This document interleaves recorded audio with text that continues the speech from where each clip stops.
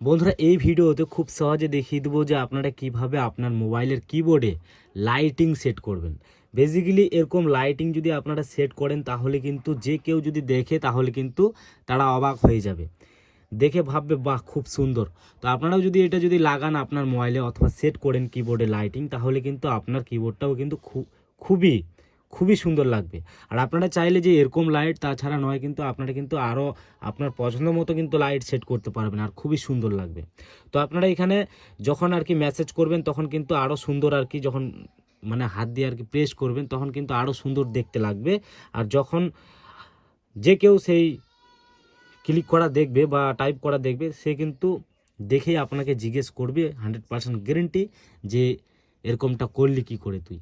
তো চলো আজকের এই ভিডিওটা বেশি দেরি করবো না, তাড়াতাড়ি শুরু করি। আর আপনারা কিন্তু খুব সহজে আর কি লাইটিং সেট করতে পারবেন কিবোর্ডে। বন্ধুরা কিবোর্ডে লাইটিং সেট করার জন্য সরাসরি আমাদেরকে সর্বপ্রথম একটা অ্যাপ্লিকেশন ইনস্টল অথবা ডাউনলোড করতে হবে। তার জন্য আমরা সরাসরি চলে যাব আমাদের মোবাইলের প্লে স্টোরে যাওয়ার পর সার্চ অপশানে আমরা সার্চ করব এখানে LED, এই যে দেখতে পাচ্ছেন লেখাটা লিখে একটু স্পেস দিয়ে কিবোর্ড লিখে দেবো। কিবোর্ড, এই যে দেখতে পাচ্ছেন লেখাটা, সিম্পলভাবে এই লেখাটা লিখে আপনারা সার্চ করে দিবেন। সার্চ করার সাথে সাথেই কিন্তু এই ধরনের একটা অ্যাপ্লিকেশন চলে আসবে। এই অ্যাপ্লিকেশনটার এটা কিন্তু একটাই অ্যাপ্লিকেশন, আমরা এখান থেকে ইনস্টল করে নেব সেই অ্যাপ্লিকেশনটা। বন্ধুরা ইনস্টল হয়ে গেলে আপনাদের সামনে ওপেন দেখাবে, তো সিম্পলি আপনারা ওপেনে ক্লিক করবেন। ওপেনে ক্লিক করার পর আপনাদের সামনে কিন্তু পুরো আর কি অ্যাপ্লিকেশনটা এইভাবে ওপেন হবে। আর সে সময় কিন্তু আপনার মোবাইলের ডাটাটা অফ করে দিবেন, না হলে কিন্তু অ্যাডভার্টাইজ আসবে।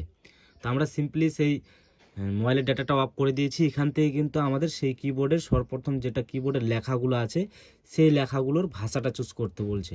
তো সিম্পলি আমরা সর্বপ্রথম এখান থেকে ইংলিশটা চুজ করছি। তারপর আমরা উপরে আমরা একটা রাইট চিহ্ন দেখতে পারবো, এই যে দেখতে পাচ্ছেন রাইট চিহ্ন অপশানে ক্লিক করবেন।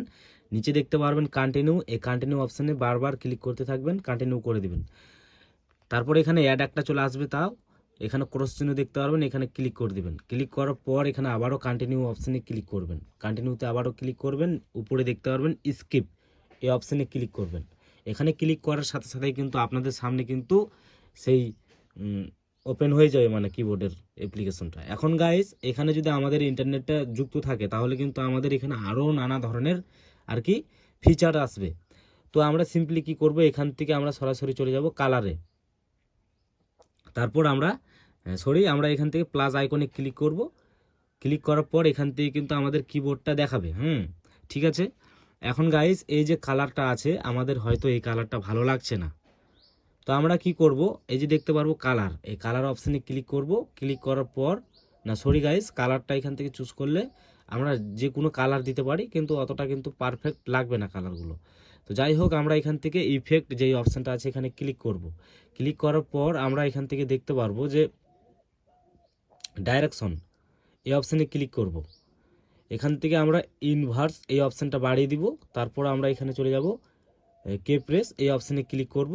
কে প্রেস অপশানে ক্লিক করার পর আমরা এই লেখাগুলো যেগুলো আছে এগুলো আমরা কিন্তু সাইজ মতো বড় ছোট অথবা কোয়ালিটি হিসাবে আমরা কিন্তু এগুলোকে করে নিতে পারি, বাট আমরা এটাকে হালকা রাখবো এইটুকু।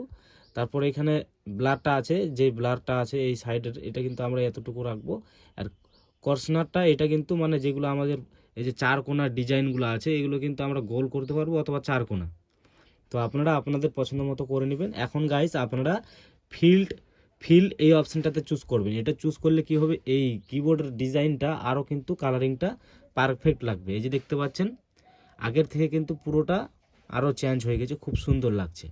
তো এখান থেকে আপনারা এটা চুজ করতে পারেন। তারপর গাইস আমাদের যদি হয়ে যায় সব কিছু করা, তারপর আমরা এই যে সেভ অপশান দেখতে পারবো, এই সেভ অপশানে ক্লিক করব। ক্লিক করার পর এখানে কিন্তু আমরা একটা কিবোর্ডের নাম দিয়ে দিতে পারি, মানে পরবর্তীকালে আমরা কিন্তু এটাকে সেভ করতে পারবো তার জন্য। তো আমি এখানে আমার নিজের নামটা দিয়ে সেভ অপশানে ক্লিক করে দিলাম।